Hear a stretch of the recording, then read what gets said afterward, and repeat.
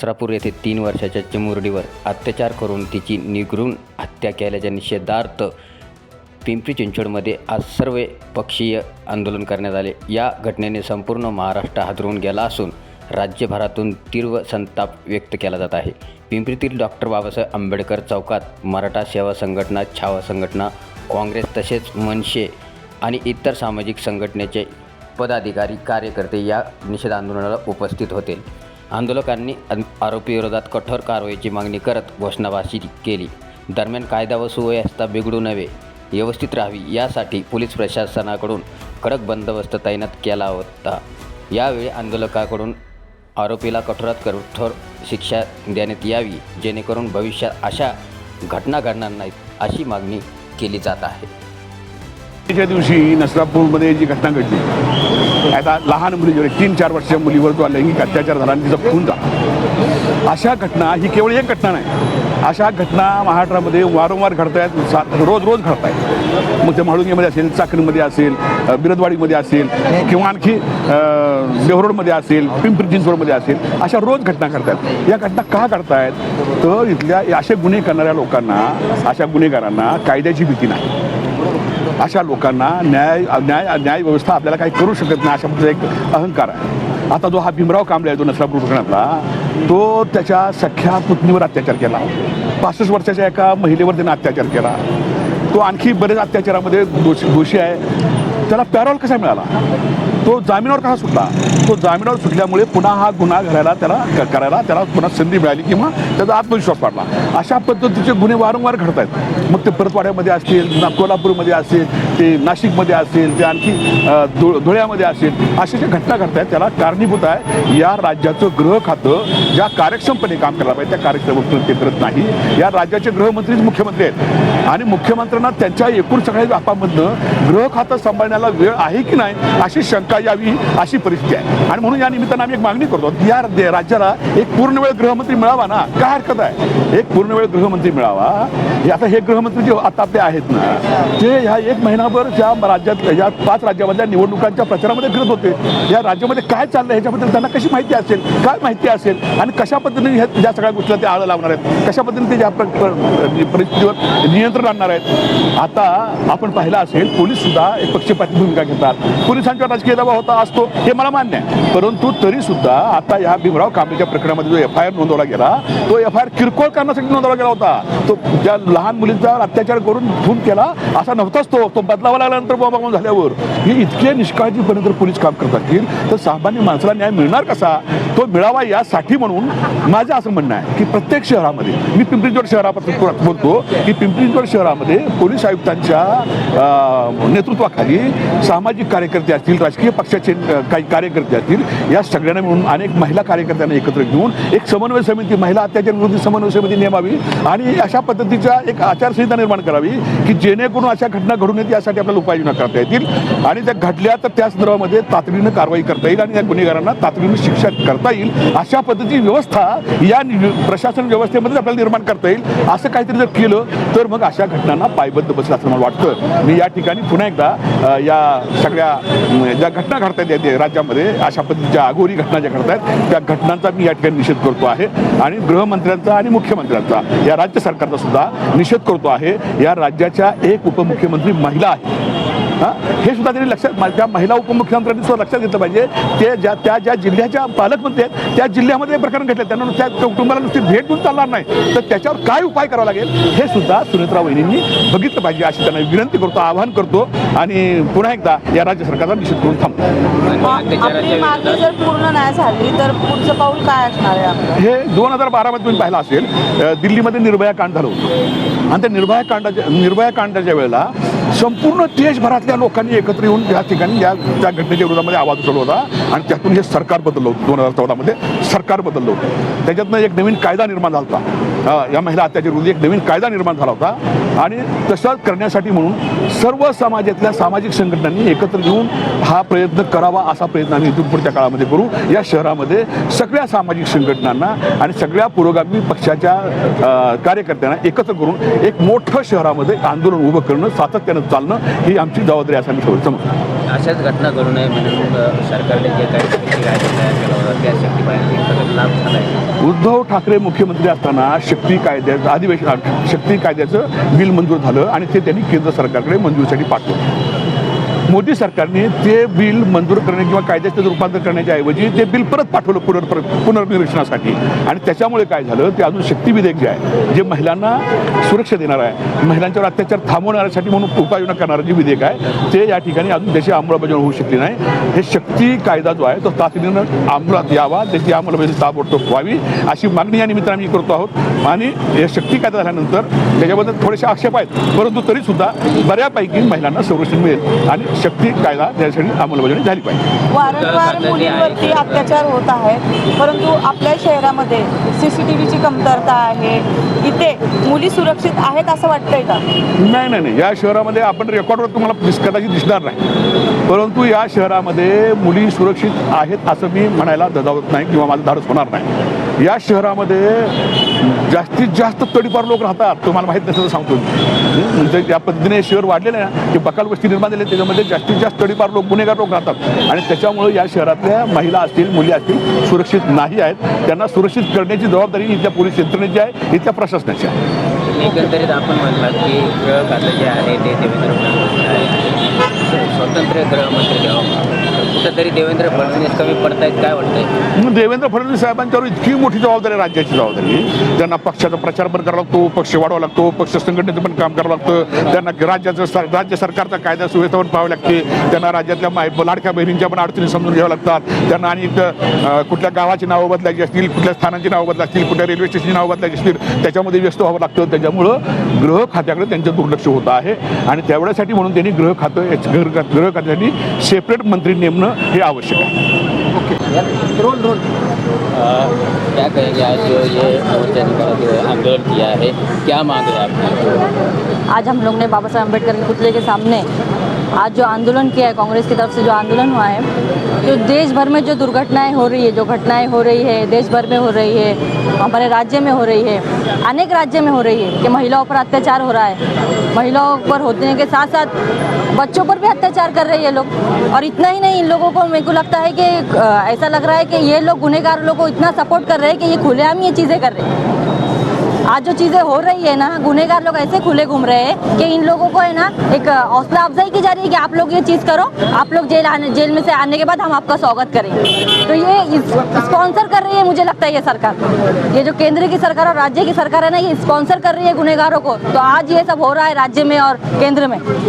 हमारी मांगनी यही है कि इन लोगों को ऐसी कठिन कार्रवाई होनी चाहिए और ऐसी सज़ा होनी चाहिए कि बाकी के जो गुनहगार हैं, इन लोग इबरत का निशान बने. फांसी इन लोगों को 4 दीवारी के अंदर नहीं, बाहर चौक में लाकर फांसी दो, तब जाके न्याय मिलेगा महिलाओं को. और जितने लोग पर अत्याचार हो रहा है, ऐसे ही ये लोग सिर्फ इलेक्शन में घूमने का काम, रैली करने का काम, पैसे बांटने का, ये कर इन लोगों ने पूरे जितने देश के लोग हैं, इन सभी लोगों को इतना इन लोगों पर अत्याचार किया है कि आज इतनी घटनाएं बढ़ रही है कि हम बोल नहीं सकते. आज सेकंड में अत्याचार हो रहे हैं महिलाओं पर. आज पिंपरी चिंचवड़ में हम देख रहे हैं कितनी महिलाएं किडनैप हो रही है. आज गरीब महिला, उनके माँ बाप गरीब है, इस वजह से उन लोगों का केस नहीं लिया जा रहा है. आज हम पूरे पिंपरी चिंचवड़ में देख रहे हैं, मतलब ये शहर गली गांव हर जगह ये गुनहगारी बढ़ रही है. तो किस वजह से? क्योंकि प्रधानमंत्री का नाम एप्स्टीन फाइल में आया, जिसको छुपाया गया. तो ये फडणवीस से हम क्या उम्मीद रख सकते हैं? जिसका प्रधानमंत्री नरेंद्र मोदी खुद एप्स्टीन फाइल में फंसा हो, उस फडणवीस से हम क्या उम्मीद रख सकते हैं? हम क्या बोल सकते हैं कि हमें न्याय हो दे? आज बाबा साहब अम्बेडकर जी ने हमें संविधान दिया है, तो उस संविधान के मुताबिक आज हमने आंदोलन किया है. उस आंदोलन के मुताबिक, उस संविधान के मुताबिक हम न्याय मांग रहे हैं. तो हम चाहते हैं कि बच्चियों को न्याय मिले, महिलाओं को न्याय मिले. पूरे पिंपरी चिंचवड़ में, पूरे महाराष्ट्र में, पूरे हमारे देश में महिलाएं सुरक्षित घूमे, सुरक्षित रहे, यही हम आह्वान करते. और फिर एक बार हमारे जो गूंगे बहरे बैठे हुए केंद्र और राज्य में गवर्नमेंट, उनको कहना चाहेंगे कि कुछ तो न्याय निकालिए और ऐसे लोगों को चौक में लाकर फांसी दीजिए.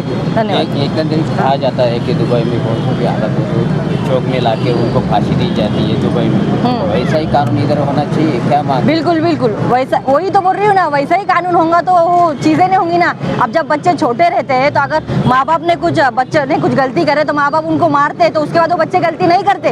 यही वो चीज़ है, अगर आप वो चीज़ों को आप चार दीवारी में करने के बावजूद अगर वो चौक में लाकर इन लोगों को फांसी देंगे ना, तो ये लोग करेंगे नहीं, डरेंगे। तो इन लोगों के दिलों में डर पैदा करो कि गुनहगारी ना करे, ना के सामान्य लोगों में डर पैदा करो कि वो बाहर घूमे ना। आज महिलाएं हमारी घूम नहीं रही है बाहर, क्योंकि इन लोगों की वजह से इन लोगों ने प्रशासन को पूरी तरह से खराब कर दिया है और पूरी तरीके से भ्रष्ट कर दिया है, जिसकी आज हम ये जो देख रहे हैं ना, इस वजह से देख रहे हैं। जय महाराष्ट्र।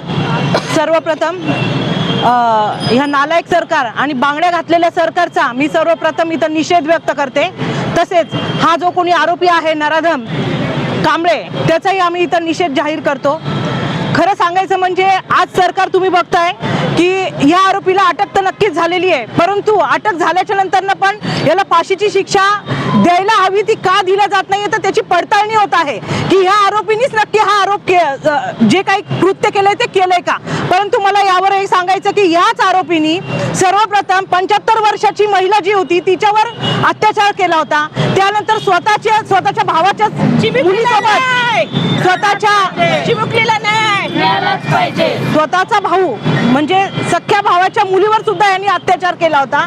त्यावेळेला याच्याच बायकोनी ह्याला याच्यातून सुटका करून बाहेर काढलं होतं। त्यावेळेसचा जो कोणी वकील होता, मला असं वाटतं त्या वकिलाला सुद्धा आता या फाशीची शिक्षा झाली पाहिजे, कारण एवढ्या घाणेरड्या लोकांचं जर तुम्ही पुनर्वसन करत असाल तर मला असं वाटतं हे खूप चुकीचं आहे आणि सरकार कुठे डोळे झाकून बसलंय, किमान आता तरी उघडलं पाहिजे। गृहमंत्री सुद्धा यांचेच आहेत, देवेंद्र फडणवीसांना माझं एवढं सांगणं आहे की तुम्ही किती दिवस डोळ्यांनी वाट बघत बसणार की अजून 2.5 वर्षाच्या लेकरावर सुद्धा अत्याचार होतोय, 4 वर्षाच्या मुलीवर अत्याचार होतोय आणि स्वतः डोळ्यांनी व्हिडिओ कॅमेरामध्ये दिसतंय की याच म्हाताऱ्यांनी ह्या मुलीवर अत्याचार केला, तरी सुद्धा तुम्ही पडताळणी केल्याच्या नंतर ना आम्ही त्यांना सिद्ध करू हे बोलताय, म्हणजे याच्यापेक्षा लाजिरवाणी गोष्ट खरंच आपल्या समाजामध्ये कुठलीच नाहीये। महाराष्ट्र सरकार आपलं इतकं भ्रष्टाचारी आणि करप्शन आणि नालायक सरकार झालेलं आहे। तुम्ही किमान दुसऱ्या राज्यांमध्ये कशा पद्धतीने कशी अंमलबजावणी करतात हे कुठेतरी शिकायला जा।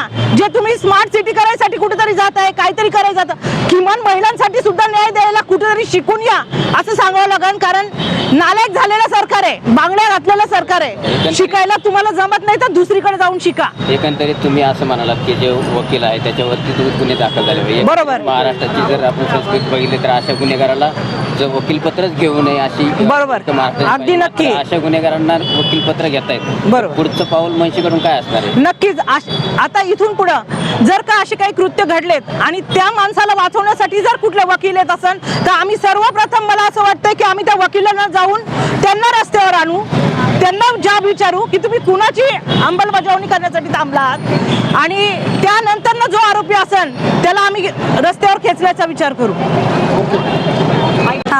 ओके, काय सांगाल आज छावा संघटनेतर्फे आज आंदोलन करीत हे कांबळे आरोपी आहेत त्यांना फाशीची मागणी तुम्ही केलेली आहे? खरं तर मागणी फाशीची प्रत्येक वेळेस केली जाते, परंतु खूप दिवसांपासून पण काही या ज्या केसेस आहेत लहान मुलींवरती लैंगिक अत्याचार करून त्यांना मारण्यात येत आहे। जणू हे सत्र चालू आहे। मालेगावमधील घटना असेल, कोल्हापूरमधील घटना असेल, त्यानंतर म्हाळुंग्यामधील घटना आणि रिसेंटलीच आता 1 तारखेला जी नरसापूरमध्ये जी घटना घडली ती जी आहे त्या केसमधील जो आरोपी होता तो जामिनावरती सुटलेला आरोपी होता आणि त्या आरोपीने त्याच्या भावाच्या मुलीवरती अतिप्रसंग केल्यामुळे त्याला अटक झाली होती। तर मला हाच पडलेला प्रश्न आहे की जर जामिनावर सुटलेला स्वतःच्या भावाच्या मुलीवरती अतिप्रसंग करणाऱ्या जर व्यक्तीला हे प्रशासन कठोर शासन करत नसेल तर अशा या प्रशासनाकडून आपण अपेक्षा करणं सुद्धा चुकीचं आहे। माझं एकच म्हणणं आहे, भारतामध्ये खूप आबादी आहे, खूप लोकसंख्या आहे। भारत हा लोकसंख्येच्या दृष्टीने जगात 2ऱ्या क्रमांकाचा देश आहे। तर मला असं वाटतं असे हे 100-150 लोक जे नराधम आहेत अशा लोकांना तुम्ही भरचौकात फाशी दिली तर यामुळे आपल्या प्रशासनाला किंवा आपल्या देशाला काही तोटा किंवा नुकसान होणार नाही।